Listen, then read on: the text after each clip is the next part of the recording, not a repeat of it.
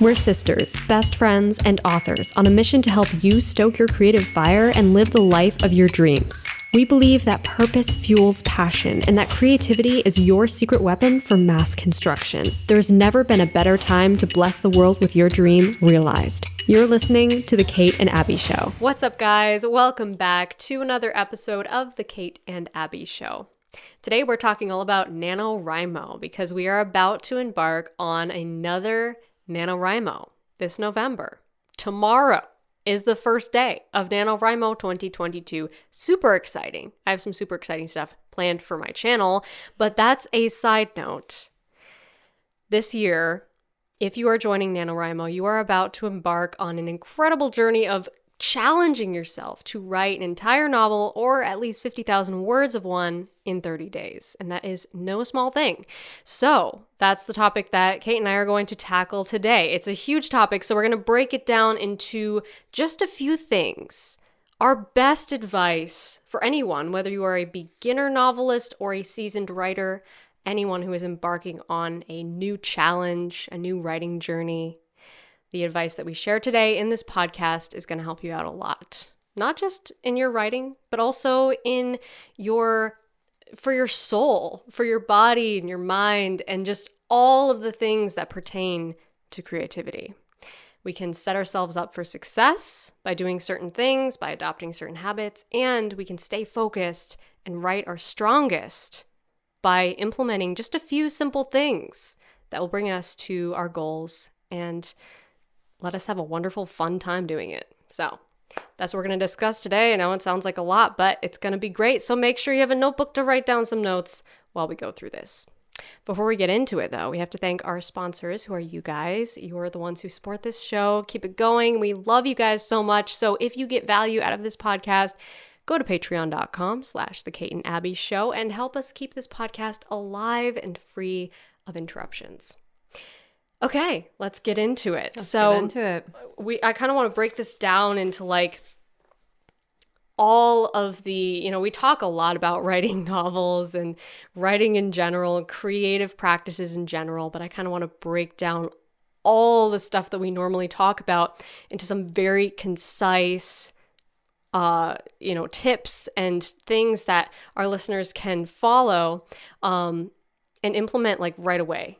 In their writing life. So let's dive right into it. I think that the way I can see this in my mind is sort of like two parts. Like first comes kind of the preparation. And I'm not just talking about like outlining and stuff. Like that's great preparation, yes.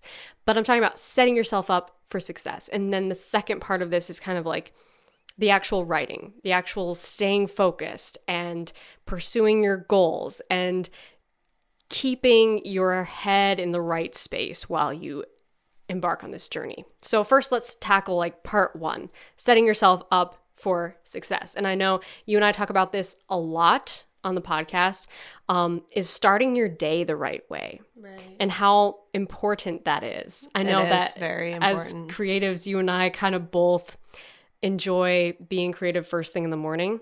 For some people, that's not an option, but for some of you, it is. And it's important to find what is the time of day that you are the most creative. For Kate and I think it's probably both.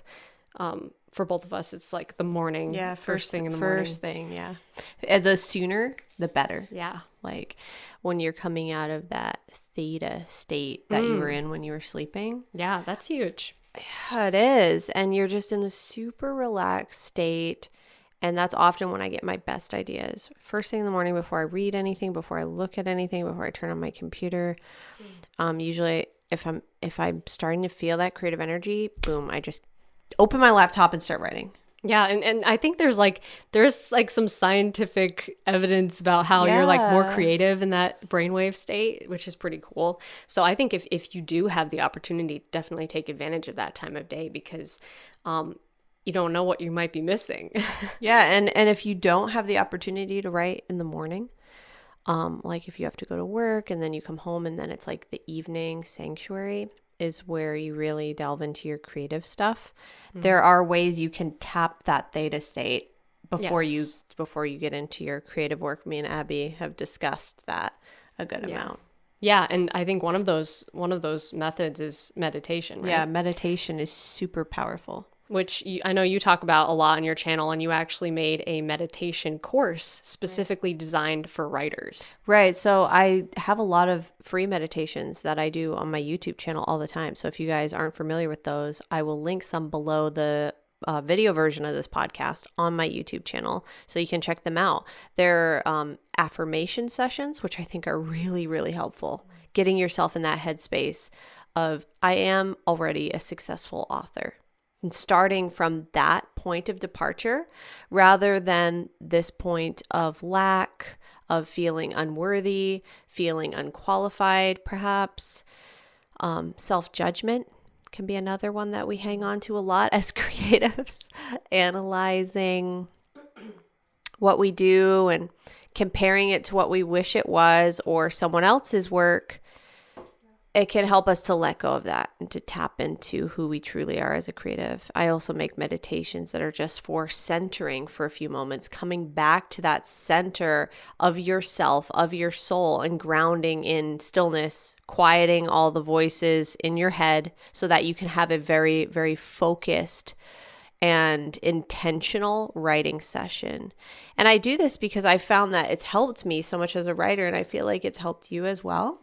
Yeah, for sure. The self-talk is so important. Yeah, definitely. Because when you head into a writing session with all those negative voices, even if it's your own, it can really be a big hindrance to your craft.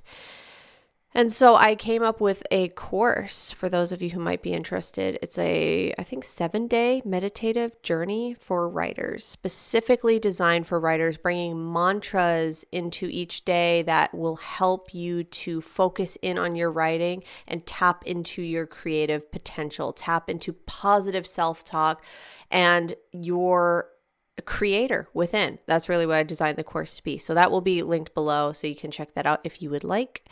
It's a good thing to try if you haven't, because meditation, we have like this image of someone sitting in lotus position on, some beautiful mountain somewhere for hours on end, having these enlightening experiences. And that can be wonderful. That's a beautiful image, but it doesn't have to be the same for everybody. Meditation can just be 5 minutes before you start writing. To help you just recenter and quiet your mind. It doesn't have to be this one specific definition. I think we really can reimagine what meditation is for each one of us. So. Yeah, for sure. Definitely check out Kate's course. It's awesome. And what better way to kickstart your first week of NaNoWriMo? Like, to have Kate there for you every morning, setting your mind in the right space, that you have a positive attitude as you go into your writing journey that day. It's so valuable. So definitely check that out. It's fun too. And once you get into it, it took me a while. I've been doing it for years now. I just get really into it. It's so fun. And the more you do it, the more you can just kind of instantly go back to it. Yeah, go back to that sense of peace and stillness and positivity. So it's an important skill to have. Absolutely. Yeah, it is. It is a skill. It's a tool. It's a tool that we can use. Yeah. And if you can't do it first thing in the morning, or if you're feeling like, you have a bunch of other stuff in your schedule and your day ahead of time, ahead of your writing time, and you want to kind of get back into that creative headspace, I find it can be really helpful to have this moment in your day, whether it's half hour, 10 minutes, where you are where you can shift into that creative headspace. So a lot of times when I'm doing something that's very business related or video editing, it's a totally different headspace. And so if I want to go into writing, I need a little pause where I can do something that gets me back in that creative space, whether that's meditation or maybe a short yoga practice, or even something simple like playing the piano for 10-15 minutes, something that's creative and relaxing. It resets. It's a reset. And also another super simple one that I find always works for me is taking a shower, which is a very simple thing, but yet it will help to relax you usually for most people. It helps to just feel okay, I washed that part of my day away and now I'm sort of in a more relaxed mode. I'm refreshed. And it's like this bookend that you can use to, okay, that portion of my day is done, and now I'm starting on this thing. It's just like a nice little pause. So it can really be anything. It doesn't have to be anything too fancy.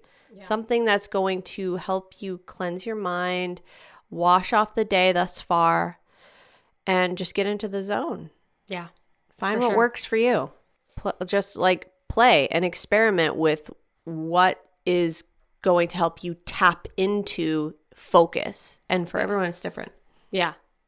And the next part of this, in my opinion, is going to your physical writing space and having an organized and kind of immersive, cozy writing place that you can show up and leave everything else behind, you know?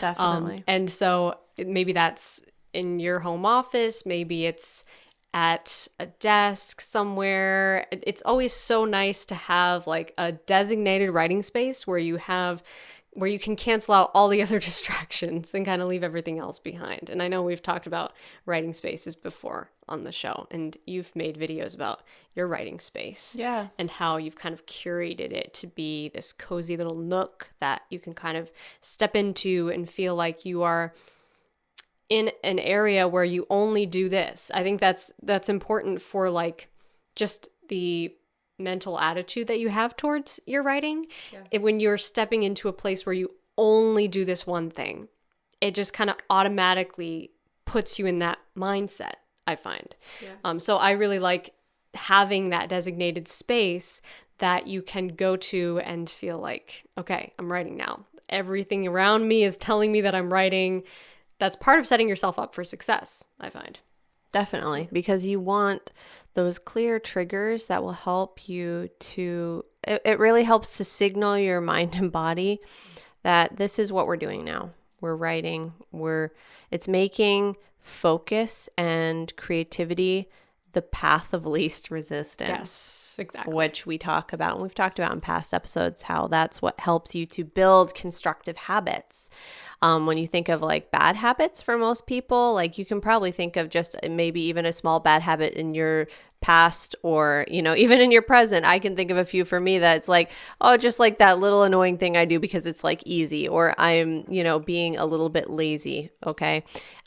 And it's because it's the path of least resistance. And then we have to recognize that and be like, oh, okay. And how do you change it? You make whatever the correct behavior that you want to embrace instead, you make that the easiest option. You set yourself up, whether it's you have to tidy or reconfigure or redesign, but you make that desired behavior the path of least resistance. Yes, that is so true. And, you know, cognitive science backs it up. So definitely follow this rule. It'll help you so much to create those good, positive new habits for creativity. Yeah. So I think like setting up your writing space so that's this cozy, inviting area that makes you want to write. And it becomes very easy and obvious that, yeah, I'm going to have my daily writing practice. It's this very visual, physical reminder that you've pledged to yourself that you're going to embark on this challenge and you're going to write every day. And for some of you listening who are like parents and you're immediately thinking that is not possible for me because I have kids and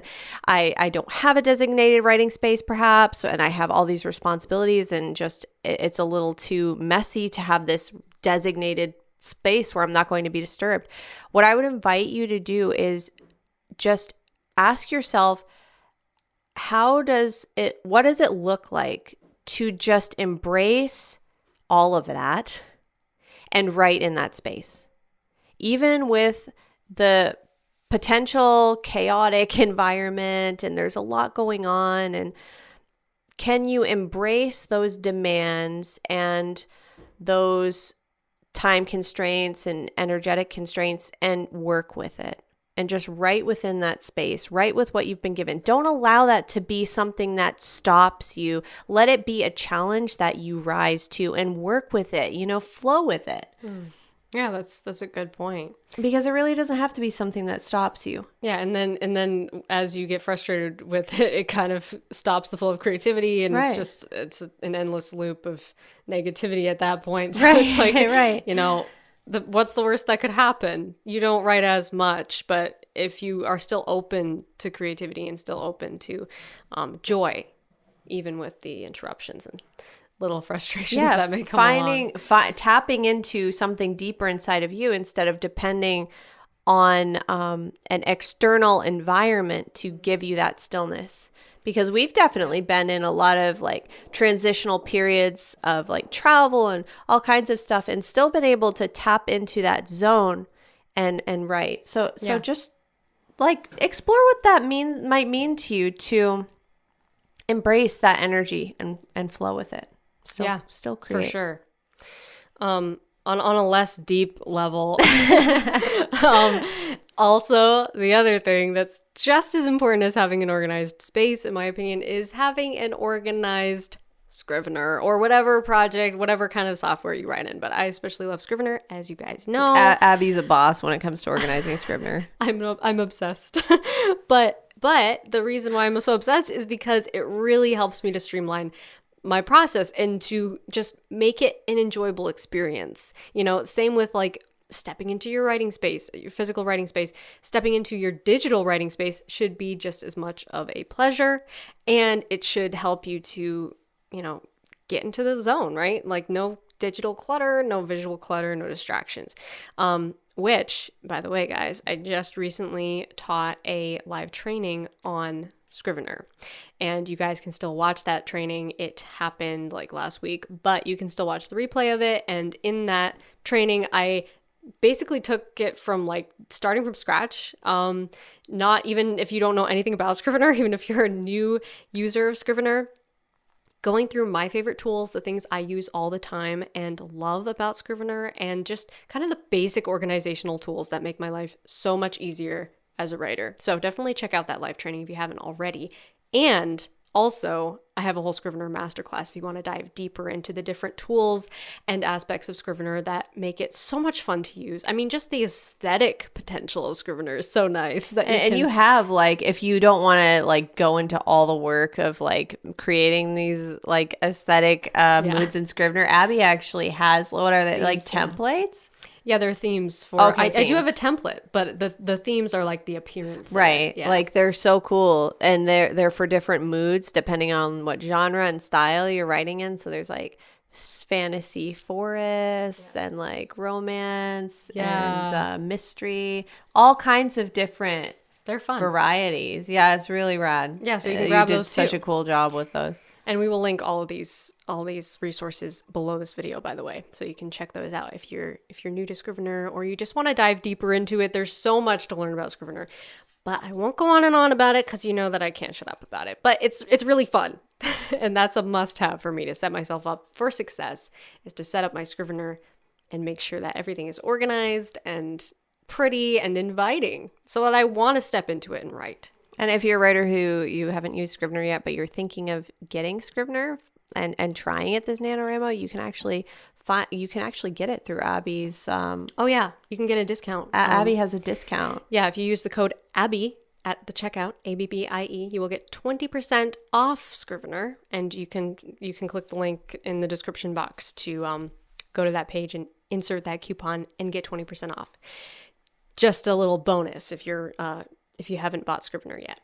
It is a really wonderful program. Yeah. Like I switched from Word to using Scrivener, and I'm so glad I did because it just transformed. It's like no going back. It definitely is. It's one of those things where like it's just I love it. The only way I can describe it is like using Word document now comparing to Scrivener like feels like looking through like a spyglass. Like you can only see this much of your manuscript at a time. Yeah. Or looking through binoculars. And using Scrivener is like seeing everything that's around you. Big panoramic view. Yeah, big panoramic view. Yeah, it does feel like that. And there's so many resources. It's cool. So moving on from setting yourself up for success to actually writing, staying focused and writing your best. Let's get into part 2 of this. Some of our best hacks and advice for staying focused. One of my favorite things for staying focused is first trying to cancel out as many distractions as you possibly can, whether those are digital distractions, email notifications, anything on your phone whatsoever, anything around you that can be put on hold or on mute for now, and anything that you can do to really just go into the zone. You know, whether even if that's telling people around you, hey, I'm going to be writing for the next X amount of hours, letting people know how much it means to you, and kind of going into that world and not worrying about what's on your to-do list, what's on your calendar, what you have to do later or tomorrow or whatever. That's like kind of step one, which I guess is part of setting yourself up for success, is muting all distractions as much as you possibly can. Now, obviously, we can't mute all of them. Right. But we do our best. It's also a really practical step of when you're actually sitting down to write, though. Yes. So, like, when you arrive to your writing space, that's really the time when you have to respect your craft. And I like to use that word respect because it really is inviting this level of respect and reverence for the fact that I'm here to make something and I respect that enough to give it my full attention. Yeah. Yeah. Especially how much it gives you life and joy. I mean, if you went out to lunch with somebody who gives you life and joy and you kept looking at your phone constantly, it wouldn't be very respectful. Right, exactly. You know? Yeah, we all need to, like, I think, tune into that. I feel like we're like all moving more towards that. I won't get too deep on this thought process, but like I feel like just humanity is craving that now more than ever, to like show ourselves more attention, to show each other more attention, and to show our arts, this sacred thing that we feel called to make. It deserves our full attention. Yeah. And so doing little practical things like muting your phone or turning off, the TV, whatever it is. Yeah. Those are really important things to help you recognize that. Yeah. And another thing that can help you to kind of provide a little bit of structure to this focus mode is writing sprints. Now, I know some people like writing sprints, some people don't like them. I find that I used to not like writing sprints when I was kind of judging myself based on how fast I could write or how many words I could write in 25 minutes. And I don't even pay attention to the word count anymore. I never like judge myself on it. I never, tell myself, oh, I have to write faster. I have to write more words in this sprint. The word count does not ever matter to me at all. The point is to focus and to just cancel out all distractions for a little while. And also to remind yourself to take a breather and take a break when you need one, and to maybe you lift your eyes away from your computer screen for a little while, which is healthy for your eyesight, or to get up and take a walk or get a glass of water. So writing sprints can help to kind of establish this rhythm of focusing, deep focus for a period of time, and then, your timer rings. Maybe you take a small break. Maybe you just look away from your laptop, or you get up and, take a few loops of walking around your house, whatever you need to kind of break up the time just in one sedentary position staring at your computer screen. So I found that writing sprints, looking at them more from like this is helping me to be a healthier writer, and not like, oh, I have to judge myself on how many words I can write or how fast I can write. Like that doesn't matter. If you're motivated by that, then cool. If it feels like exciting and fun for you, go for it. If it's healthy and it's positive experience for you, that's cool. But if it becomes a negative experience, then definitely just like use it however much it actually serves you creatively. Well put. And another way that you can also participate in writing sprints is on my exclusive Discord server. So some of you guys are in the Discord, I know.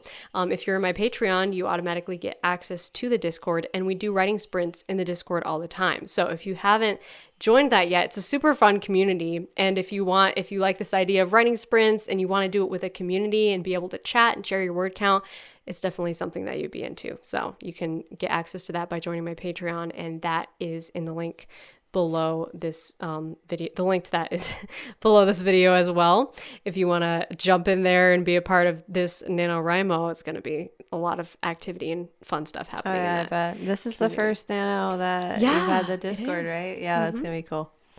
That's going to be cool. And like the other thing that came to my mind when you were saying that is it creates small distance goals. I don't know how to say it. Like small, not far in the distance goals. Do you know what I mean? Yeah, like short-term goals. Yes, that's not far in the distance goals or short-term goals, whichever one of those descriptions you like better.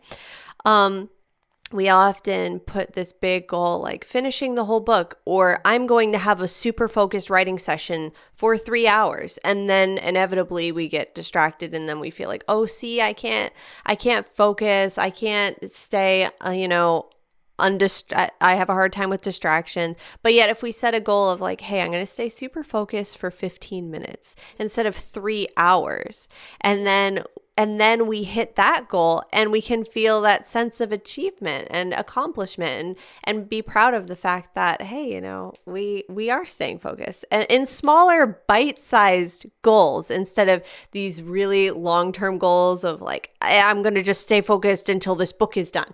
I'm going to stay focused for this 5-hour writing session. Well, it's like, well, let's break that down into small actionable steps that we can pause, have a break, feel proud of ourselves for doing that before we move on to the next thing.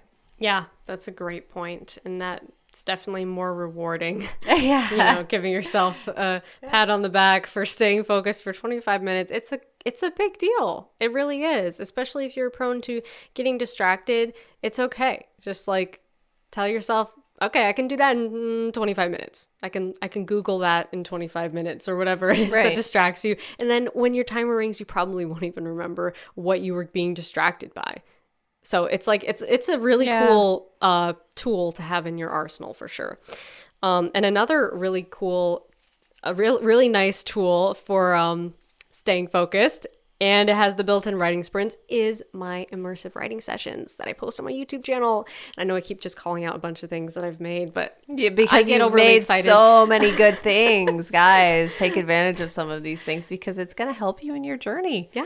The writing sessions are I so love cool. your immersive writing sessions. They're so much fun to It's make. like plunging into a new world. Yeah. It really is. And if you can find one that Abby has like several different genres out there. Yeah, I make the a new last one each one you month. Just posted was like crime scene, ambiance, rainy night, kind of spooky for those of you writing.